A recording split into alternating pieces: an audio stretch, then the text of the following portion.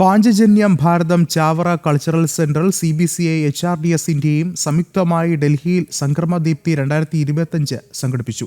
വികാസ്പുരി കേരള സ്കൂളിൽ വെച്ച് നടന്ന ചടങ്ങിൽ ശ്രീരാമസാഗരം പരിപാടികളുടെ സമാപനവും ഓണാഘോഷ പരിപാടിയുടെ ഉദ്ഘാടനവും നിർവഹിച്ചു. പാഞ്ചജന്യം ഭാരതം ചാവറ കൾച്ചറൽ സെന്റർ CBCI HRDSന്റെയും സംയുക്തമായാണ് ഡൽഹിയിൽ സംക്രമദീപ്തി 2025 സംഘടിപ്പിച്ചത്.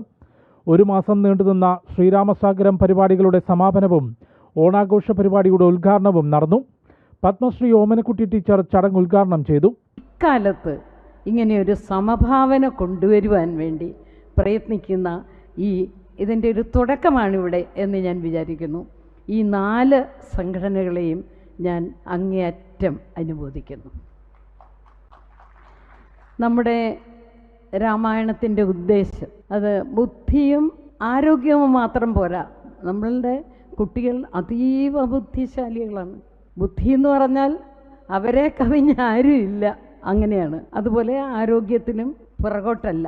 പക്ഷേ മറ്റൊരു ഘടകം കൂടിയുണ്ട്, മനസ്സ്. ആ മനസ്സിൻ്റെ മനോമയ മണ്ഡലം സൃഷ്ടിക്കുവാൻ രാമായണം സഹായകമാണ്. ഫാദർ മാത്യു കോയിക്കൽ അധ്യക്ഷത വഹിച്ച സാംസ്കാരിക സമ്മേളനത്തിൽ Swami Athmanambi, Sarvalokananda, doctor Antoniraj Thumma, doctor MV Natesan, doctor Kamalalakshmi, doctor father Roby Kannanchira, Vinod Kumar എന്നിവർ സംസാരിച്ചു. പത്മശ്രീ ഓമനക്കുട്ടി ടീച്ചറുടെ രാമായണ പാരായണവും വൈവിധ്യങ്ങളായ കലാപരിപാടികളും, വിനോദ് കുമാർ കണ്ണൂർ ശ്രുതിലയ ലൈവ് അവതരിപ്പിച്ച ഗാനമേള, സത്വം കളരി സംഘം അവതരിപ്പിച്ച കളരിപ്പയറ്റും പരിപാടിക്ക് മാറ്റേകി.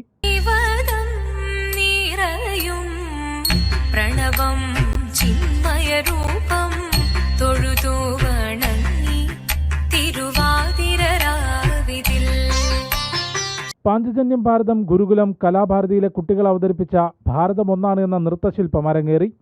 വിവിധ മത്സരങ്ങളിൽ പങ്കെടുത്ത് വിജയിച്ച കുട്ടികൾക്ക് രാമായണവും ഉപഹാരവും സർട്ടിഫിക്കറ്റും നൽകി.